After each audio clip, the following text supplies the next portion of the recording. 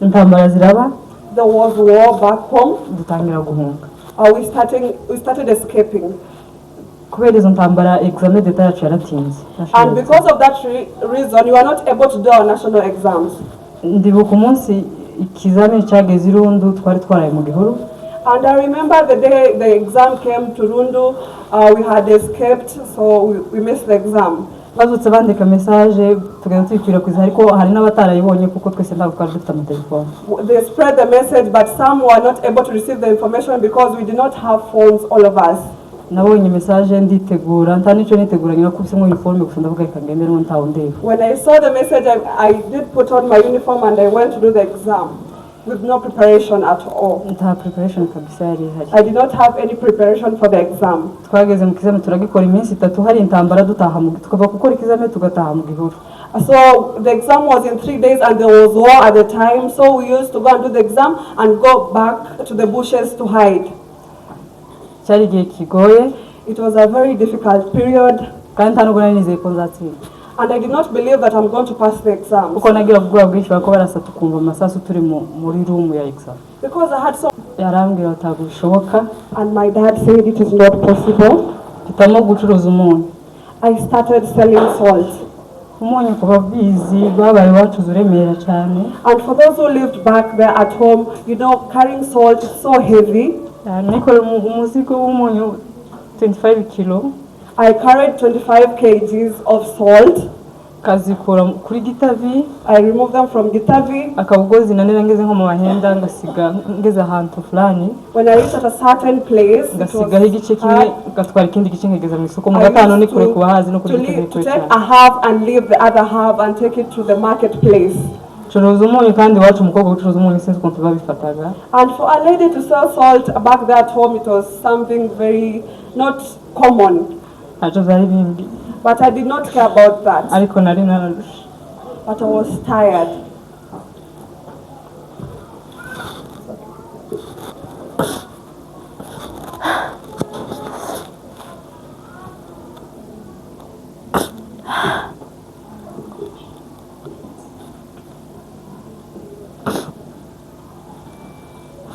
Naje kubona a half of the fare. Yabonye igice cha transport yarashaka. Brother wanje yafashe amafaranga bafite yo guhahara yabo. My brother took them a long time, and the option they were giving me is to do a diploma so that I can level up to do a degree. At that time I was singing that song that I have sung in a few minutes. Ndagenda n'amaguru ni kure cyane sinzi nuko hitwa kure ngenda n'amaguru ndi kure nje nyine mu nzira cyane ndarira ndirimba iyo ndirimbo umwanya munini cyane niyo mpamvu nasaze ko Hemani imfasha kuririmba kubera ko uyu munsi nabitsinze. I walked at the time that I was walking, I sang that song and I was weeping so much, and that's why they've sung that song for me, because it's victory for me right now. Icyo gihe nibwo namenye umugabo wa Dr. Karanja. That's the time that I knew the partner of Dr. Karanja. Nahamagaye Dr. ndamubwira zananiye ku ishuri yanze ko niga none sinzi ko nzobigenza.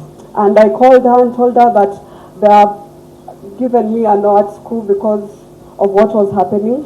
Arambwira ko ngufashe ngweze nimero y'umugabo wanje muvugana ashaka kugufasha. And she told me, let me give you a contact of my husband. He is able to help you.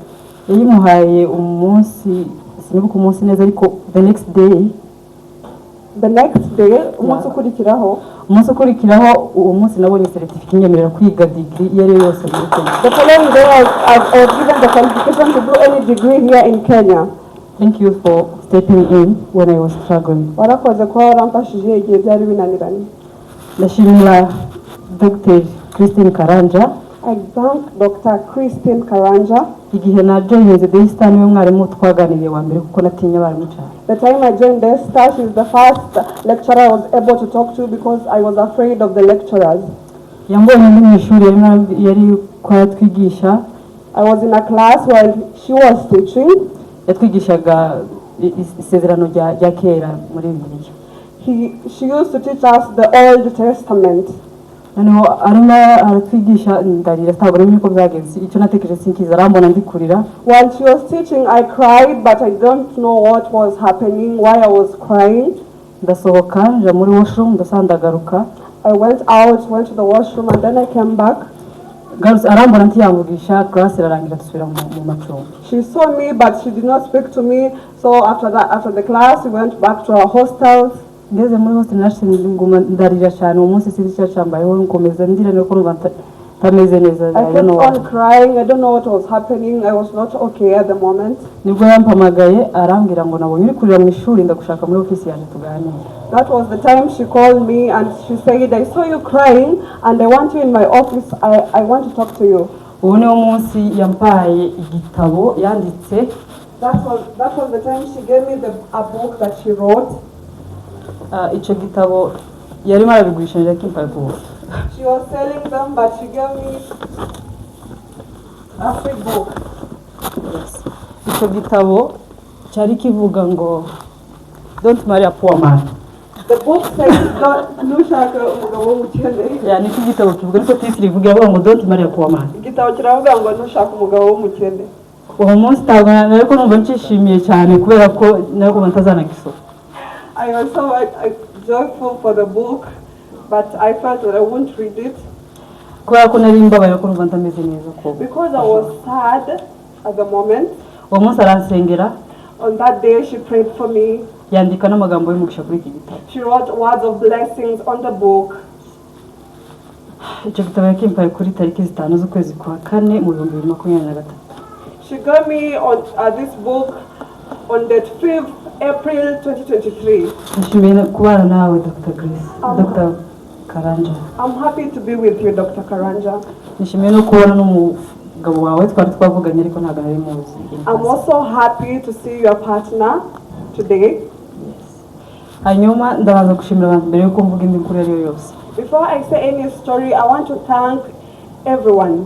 Ndashimira abantu bose bitabiriye uyu munsi. I thank everyone who was able to attend this event today. Ntangiriye kuri Heman Choir. Starting from Heman Choir. It is a family for me, it is a family. N'umuryango kuri nje. Ikindi ndashimira umuryango waje kuba mwabonetse. I'm also grateful for my family who are available today. Ndashimira abanyeshuri baje bavuye Desta University. I thank also the students from the Desta University. Ndashimira EJCF. I also thank EJCF. Mbere yuko mvuga kuri EJCF, before I talk about EJCF, amabwira ukuntu namenye EJCF. Let me tell you how I came to know EJCF. Ndakoresha umwanya muto ariko ndavuga amagambo yose nshaka kuvuga. I'll use few minutes but I'm going to say all the words that I need to talk today. Umunsi menye EJCF nari mu ishuri. The day I knew about EJCF, I was in a class. Ari umwarimu warunzi kuko nari stubborn cyane mu. There is a teacher who used to know me as a stubborn girl. Ariko ntago nakoraga amakosa yo gusakuza cyangwa gukora andi makosa ari yose. I used not to make noise or do other mistakes. Yari comptable. He was an accountant. Niwe wabikaga amafaranga y'ishuri. He was like a bazaar. He used to keep the money of the school. Nuko yakontishuraga vuba. And because I used not to pay on time, twarakoroganaga iminsi myinshi. I was on the wrong side with him all the time. Naramureka kaza kwishyuza muri classe. He used to come and say those who have to request for his money in the class. And I used to get out. After requesting for his money during the class, and I used to come back after he has gone. And he used to slap people a lot of times. Kandi abandi biruka kandi mfite ideni ry'umwaka n'undi amadeni menshi. And I had a lot of debt but I was still in class. Inshi naraziriye nyinshi. I ate a lot of slaps. Yakaza kwitara cyane. He used to beat him a lot of times. Ariko kandi aramenya kuko ni mu banyeshuri batishoboye muri ico kigo cyose. And he also knew that I was among the vulnerable students in the school. Umunsi bamenya amakuru kuko EJCF ishaka gufata abana muri Minembwe. And the day I knew that they were helping children from Minembwe, yaje kumbwira. He came and told me. The accountant said, I know you're not an orphan, but you're among the vulnerable families here. araza nazana ifotoza n'umushinga wose uje abaje bose. I used to take photos with all the organizations that used to come to our school. Ndaje mu rugo nshike mbwira papa bamfotoye bavuze ngo bazatwishurira. And when I went back home, I told my father they have taken photos of me and now they're going to pay school fees for us. Ambwira wowe bazana kwiba. And my dad said they're going to take you away one day. Uzozo ifotoza n'abahissi n'abagenzi wowe. Take photos with everyone. Kubera tagaruko atara yarabazi. He knew about them. Tagarabazi. Sorry, he did not know any information about them. Ariko kubera ko aramaze kuba disappointed n'imishinga myinshi zikadufotora ntigaruke. But because he had that disappointment from other organizations. Akaranza mbona we bazakwiba ntago umuntu azayifotoza gusa ko uyishaka. And he said people are going to steal you because you should not take photos with just anyone. No bishenye ntaziziye cyane dikomereza gahunda zaje zo gukwepa mwarimu. Bikakomeza tukishuriye twishuriye nta kibazo. I continue the escape game with the accountant and we pay any time that I feel like paying the school fees because it was hard. Papa uyu nguyu ise uyu mukobwa uyu mama w'cyane umumama kandi the father of this lady over here. Namukuru warasohotse niwe nabesheraga nabwo yagiye mu kiraro agiye gurisha inka azaza twishura. And I used to lie that they have gone to sell the cattle, they are going to come back and pay you guys. Ikinyoma cyambikanaga ariko it was just a lie that was nyuma y'igihembwe kimwe mbesha ibinyoma byinshi nkubiswe nyinshi. After one semester and after telling all those lies, Dr. Grace was able to pay for us. Icyo gihembwe cyakurikiye icyo ngicyo baje kudufotoramo barishyuye. Yani fee yose yari isigaye. After taking the photos of us, they paid school fee for 1 year. Igihe cyose nabaye ndi kwishuri mbere yuko menya HF. All the time that I was in school before I knew about HF. Papa wabangaba niwe wadufasha. Her father was the one who used to pay school fees for us. Kuko niwe wari usigaye mu papa ushoboye. He was among the fathers who are able or had the capability to pay school fees. Paul yaba undi yarashaje ariko akabana kure no mu rugo wacu. And the father to him was old and also far away from our home. Papa uyu nguyu niwe nagende banyirukanye ngahura nawe mu nzira yagiye kuragira nkamutwara ku ishuri. And his father, because he was like a nomad, when he was taking care of the cattle, we met on the road and I used to take him to school. Yaratugwambiye cyane. He fought for us. Kugeza ubwo nabashije kumenya HF. Until the time I knew about HF. Mu minsi mikeya cyangwa muri story nkeya zibanziriza igihe namenye HF. And to summarize the story up to the time I knew about HF. Kubatabizi papa nimpumyi yahumye ari afite imyaka 15. To make the story short, my dad is a blind man. He got blind when he was 5 years.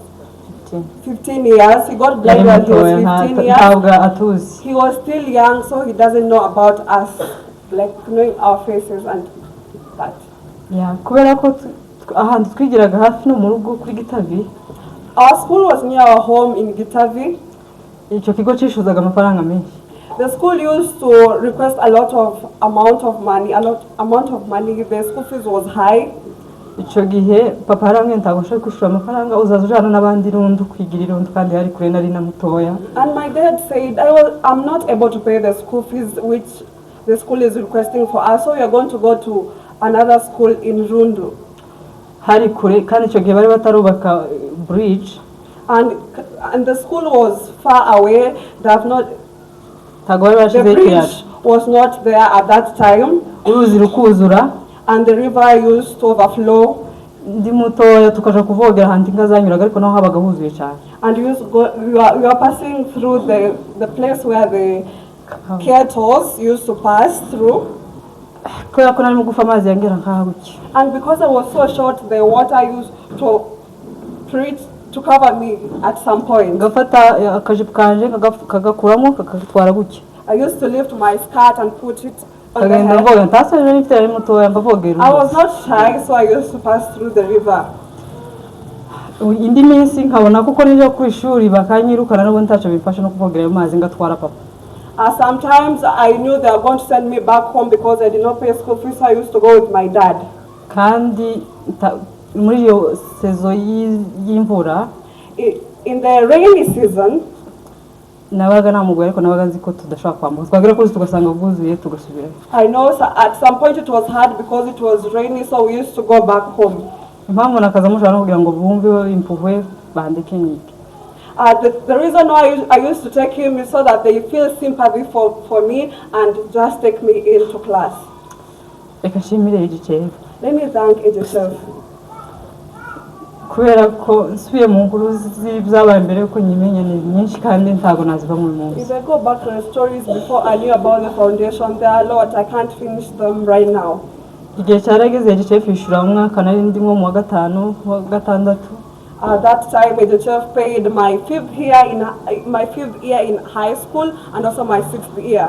Dutakaza communication nabo. And after that we lost communication with them. Intambara ziraba. There was war back home. Dutangira guhunga. We started escaping. Kubera izo ntambara examen d'etat yacu yaratinze. And because of that reason, you are not able to do our national exams. Ndibuka umunsi ikizamini cyageze irundu twari twaraye mu gihuru. And I remember the day the exam came to Rundu, we had escaped, so we missed the exam. Bazutse bandika message tugenda twikira kwiza ariko hari n'abatarayibonye kuko twese ntabwo twari dufite amatelefone. They spread the message but some were not able to receive the information because we did not have phones, all of us. Nabonye message nditegura nta nicyo niteguranye nakubise mu uniform gusa ndavuga reka ngendere mu ntawo ndebe. When I saw the message, I did put on my uniform and I went to do the exam with no preparation at all. Nta preparation kabisa yari hari. I did not have any preparation for the exam. Twageze mu kizame turagikora iminsi 3 hari intambara dutaha mu tukava gukora ikizame tugataha mu gihuru. So the exam was in 3 days and there was war at the time, so we used to go and do the exam and go back to the bushes to hide. Cyari igihe kigoye. It was a very difficult period. Kandi ntanubwo nari nizeye ko nzatsinda. And I did not believe that I'm going to pass the exam. Uko nagira ubwoba bwinshi bako barasa tukumva amasasu turi muri room ya exam. Because I had so much fear in me, we could hear the gunshots while we are doing the exam in the exam rooms. Izo zararangiye exam irarangira ariko noneho ntakaza umurongo naje mbura ico nzokora nyuma yuko ndangije. I finished the exam but I did not have the direction of what to do after the exams. Ariko igihe cyarageze mbira papa ntago nza kuko nari mfite ubwoba abantu bako bapfa numva mfite ubwoba. Ndashaka hari nigiye cyo gushaka iwacu niyo gahunda no gushaka. After that, I had so much fear in me and I told my dad, now this is the period of getting married because there's nothing else to do. Ntago je nabishaka. But I did not want to get married. Arambira ntamatikari kuko cyo gihe hari antene n'inzara kubera kuko twarahungaga inkazi gasigara zone imirimo. And there was so much hunger at that time, so the cattle used to come and eat is left in the farms. Nanaranga se urabona tuzahaha nitumara tubona amatika gutwara kuko nizira y'imodoka yari yabuze ari kuca ku ndege. She wanted to travel but there was no money or fare for her to travel at that time. Ndabanza again. And she said I will go even if there is no way here. Kandi cyo cyose rakompara na kuja mu nkambi yo mu Bugande niho sister waje yaraje. I was fighting to go back to the camp which is in Uganda where my sister lives. Yarambwira atagushoboka. And my dad said it is not possible. Tutamo gucuruza umunyu. I started selling salt. Umunyu kuba bizi babaye wacuza uremera cyane. And for those who lived back there at home, you know, carrying salt is so heavy. Nikora umuzigo w'umunyu 25 kilo. I carried 25 kgs of salt. Kazikura kuri Gitavi. I removed them from Gitavi. Akabugozi nanera ngeze nko mu bahenda ngasiga ngeze ahantu fulani. When I reached at a certain place, ngasiga igice kimwe gatwara ikindi gice ngegeza mu isoko mu gatano ni kure kubahazi no kuri Gitavi to take a half and leave the other half and take it to the marketplace. Curuza umunyu kandi wacu umukobwa ucuruza umunyu sinzi ukuntu babifataga. And for a lady to sell salt back there at home, it was something very not common. Acho zari bimbi. But I did not care about that. Ariko nari nararusha. But I was tired.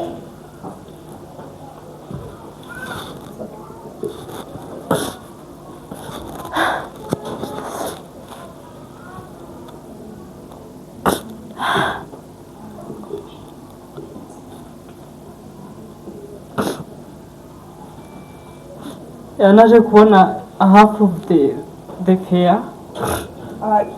Yabonye igice cha transport yarashaka. Brother wanje yafashe amafaranga bafite yo guhahara yabo. My brother took the money that they were to do the house shopping and she gave it to her. Nafashe indege. I took the plane. ariyo matike nyine ifite kungeza i Bukavu.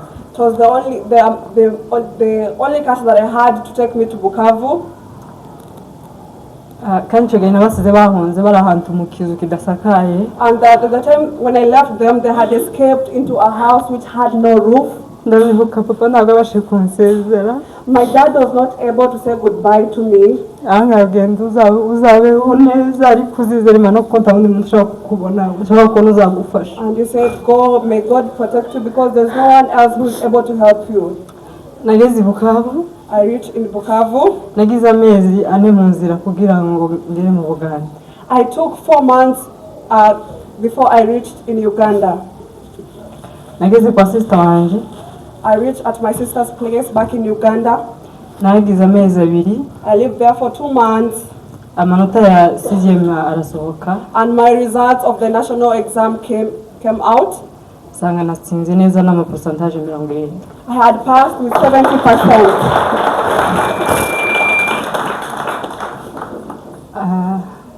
Ntabwo nishimye na gatoya umunsi. I was not happy at all on that day. Kuko kubazi mu nkambi ntakandi kasika. Because there in the camp there's no other job. Navuze gusa nuko sandi ko natsinze ariko ntabwo nishimye. I was grateful for the results, but I was not happy. Igihe cyaje kugera. And then a day came. Mbona umuntu arampamagaye. A person called me. Umuntu arampamagara. A person called me. Arambwira ngo uzi umushinga wa African Girls Hope Foundation. Do you know the foundation of African Hope Girls Foundation? And I said, yeah, I know about it. Arambwira ngo umumama witwa Grace Faraja. A woman called Grace Faraja. Yampamagara arambwira ngo amenye ko watsinze. And she has called me and told me that she knows that you passed your exams. None bashaka kuzakomeza kugufasha. And they want to continue helping you. Ntabwo nazize ko ngo bitoshoboka. I did not believe in it because I knew it was impossible at the moment. Ariko byarashobotse. But it was possible. Ndaza muri Kenya. I came here in Kenya. Mbana n'umuvandimwe. I lived with a brother of mine. Iminsi mikeya nza kubana na Runyambo. A few days I came to live with Uncle Runyambo. Yakuba muzi. For those who know him. Niwe twabanye imyaka hafi. I lived with him for almost 4 years. Iyo myaka nizi Icyongereza ndi wiwe. In those years I learned English while living in his house. Niga computer. I learned the computer packages. Runyambo za kuja joining Daystar joining ishuri muri 2023. I joined school in 2023. Runyambo za kugenda. And Runyambo was able to travel. Nibwo nahuye na Bishop. Overseas. After Uncle Runyambo traveled overseas, I met our uncle over here. Bishop, sorry. All those people. There's no a family member there. There is no family member of mine among all those people. Even we are not even related in any way. But those are my main family right now. I joined Daystar. The time they took me to Daystar, I had so much fear in me. There are a lot of monkeys around Daystar. After leaving me there at Daystar, I cried a lot because I felt like I want to go back home. And I felt that I should not go back home, I should sit and learn. The first semester, I had so much fear in me because at any point a teacher is going to ask me a question. And I felt that I had no answer of any question at all. I used to just sit in the class and I used to go to get the understanding letter while learning or reading on my own. The first semester I learned a lot. And it is the first semester that I had few marks. ariko nubwo nza kumenyera rero. But it was the fear that they had in me, and I adapted to the system. Menya abarimu, menyana n'inshuti. I got to know the teachers and also my friends. Ndiga. I learned. Uyu munsi. On this day. Uyu munsi urenze uko mwebwe mushaka kubitekereza. This day is very important to me, more than you can think about it. As for me, I do not know that I will stand here on this day. I don't know if you can give it much value like I do. Let me first thank Dr. Grace. Dr. Grace Dr. Grace did not know me. But he has given me something important, or given me something that I never thought I will have. Thank you so much. I thank God who gave you that hard life, so that you can think about this idea.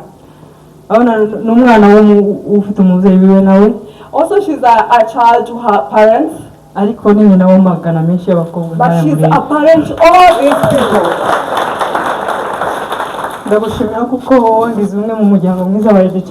Thank you because you made me a member of HF family.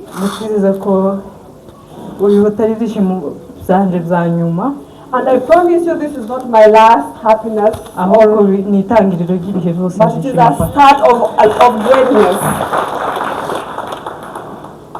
I thank you with your family. I thank Bishop. Bishop is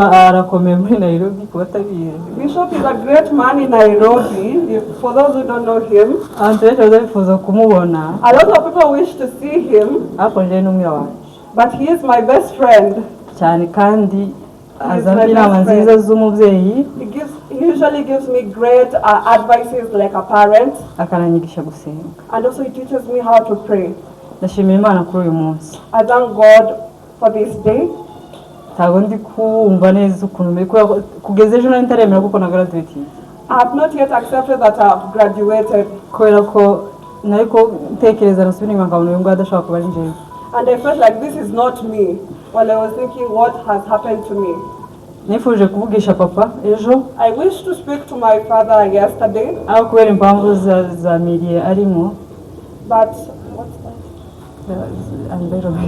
because of the environment that he is in right now, I was not able to communicate or talk to him. But I had talked to him in the previous week. And he told me he's going to send a voice note, so that Dr. Grace can hear it. I wish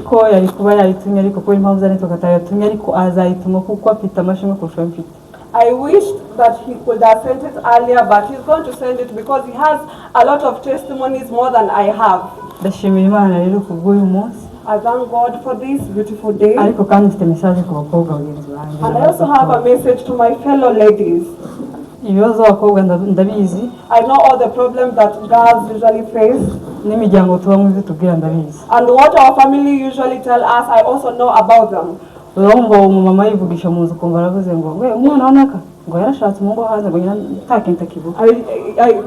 hear that some women say, you know, the child of a certain person has married a husband from America. When you say that to us, we hear it as if marrying a person from America is the goal. And to reduce our dreams for greatness. But I request the young ladies, because I'm elder than you, even if elder women say those words to you,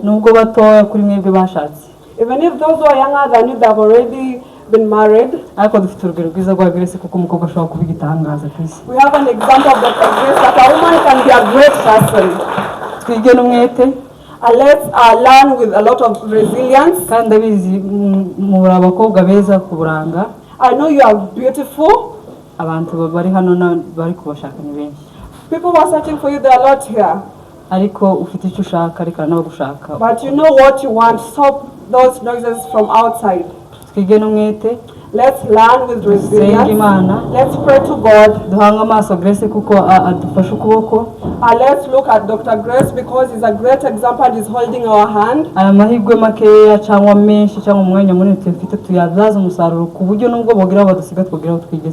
Let's use this opportunity that you have been given so that you can go far places even if they stop giving us the opportunity. To all the women, the gents don't usually say those words. Some women say a lot of things which are not good. But Bishop I wish the bishop was able to speak how he is proud of Dr. Grace.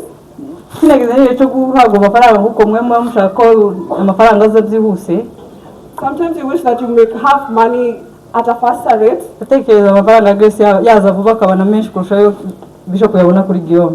And maybe the money from Dr. Faraja comes faster to the bishop more than from Ubuhamya. What I want to say is that women love their home more than anything else. I don't wish to say that men do not love their home, but women love their home more. Kindly support us. Kindly don't say those words that our age mates have married men from outside country, from the United States. Even if you think about it, kindly don't say it while the kids are hearing you.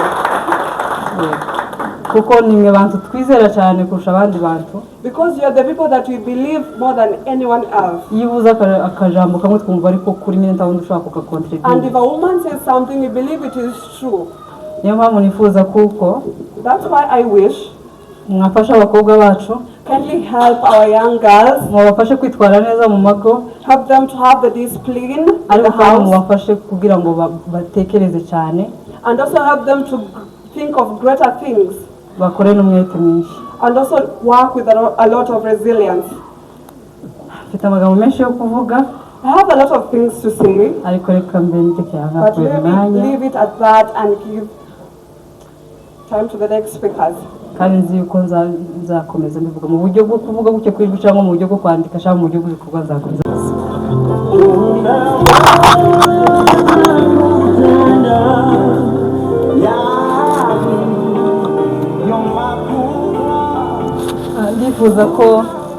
Out loud.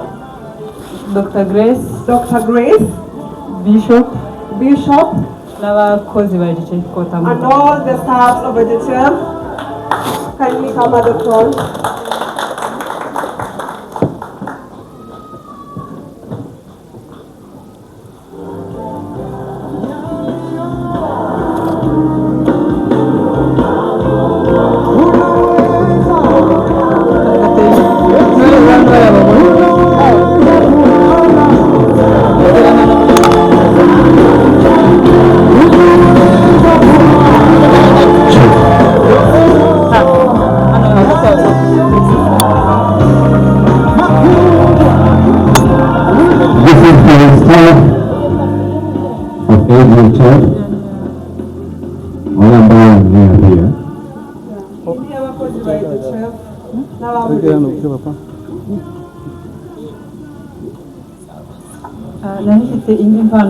Dr. Grace. I also have a gift for Dr. Grace and his helper.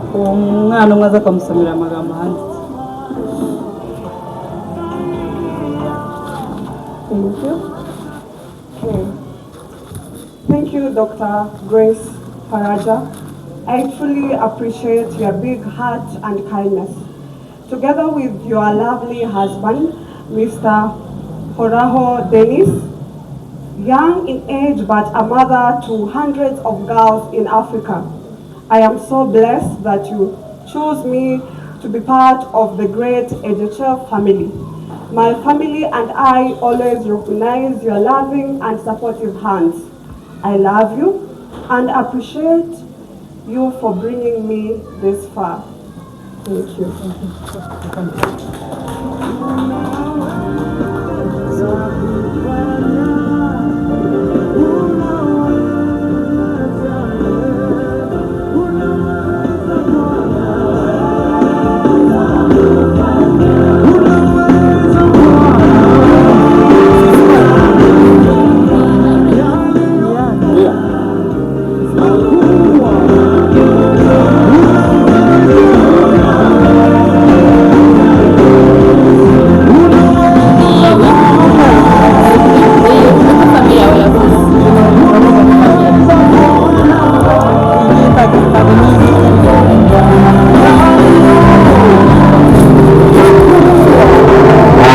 Holding my hand. The candle will light the world. Thank you so much for giving me this time and thank you for coming.